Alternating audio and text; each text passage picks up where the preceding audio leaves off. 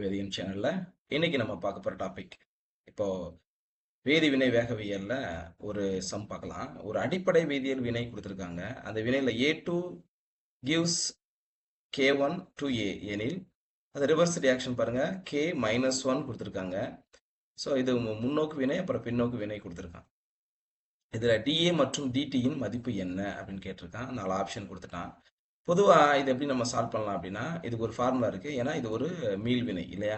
சமநிலை வினையை நோக்கி நகரக்கூடியது மீள் வினை. முன்னோக்கு வினைக்கான வினைவேக மாறிலி, பின்னோக்கு வினைக்கான வினைவேக மாறிலி உனக்கு ப்ரொவைட் பண்ணியிருக்கான்.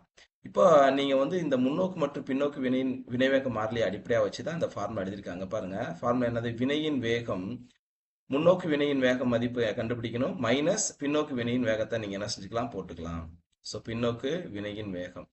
சரி, இப்போ முன்னோக்கு வினையின் வேகம் எப்படி கணக்கீடு செய்யலாம் அப்படின்னா, வினை வேகம் எதை பொறுத்து? DA by DT நீங்க கொடுத்துருக்கான் பாருங்க, DA by DTன்னு கொடுத்துருக்கான். அப்ப வினை வேகம் வந்து நீங்க ஏவை பொறுத்து எடுத்தீங்கன்னா, இங்க பாருங்க இந்த ரியாக்ஷன்ல 2A இருக்கா, 2A இருக்கு இல்லையா? அப்ப நீங்க எப்படி எழுதணும்னு பாருங்க, 1/2 D of A divided by DT is equal to, இதுதான் வந்து வினையின் வேகம். நம்ம எழுதியாச்சு, இந்த வினை வேகத்தை எழுதியாச்சு. எடுத்த முன்னோக்கு வினையின் வேகம்ங்கிறது என்ன? முன்னோக்கு வினை வேகத்துல வினைபடு பொருள் A2, அதோடைய வினை வேக மாறிலி K1, அது ரெண்டையும் பெருக்குங்க. அதாவது K1 into concentration of A2 minus பின்னோக்கு வினை வேகம் என்ன? 2A இருந்து A2 போகுது, அதான் பின்னோக்கு வினை வேகம். அப்ப K-1 இருக்கு பாத்தீங்களா, இதான் பின்னோக்கு வினை வேகத்துக்கான மாறிலி. அப்ப K-1 இன்ட்டு என்ன வந்துருப்பா, A பவர் 2 மேல பவர் 2 போட்டுக்கணும், அவ்வளவுதான்.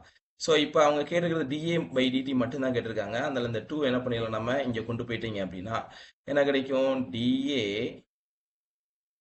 divided by DT is equal to 2 into K1 A2 minus K-1 A power 2. இங்கேயும் என்ன செஞ்சுக்கலாம் நம்ம? 2. நான் இங்கே உள்ள பெருக்கிறேன், உள்ள பெருக்கிறேன், இங்கேயும் வந்துடும்.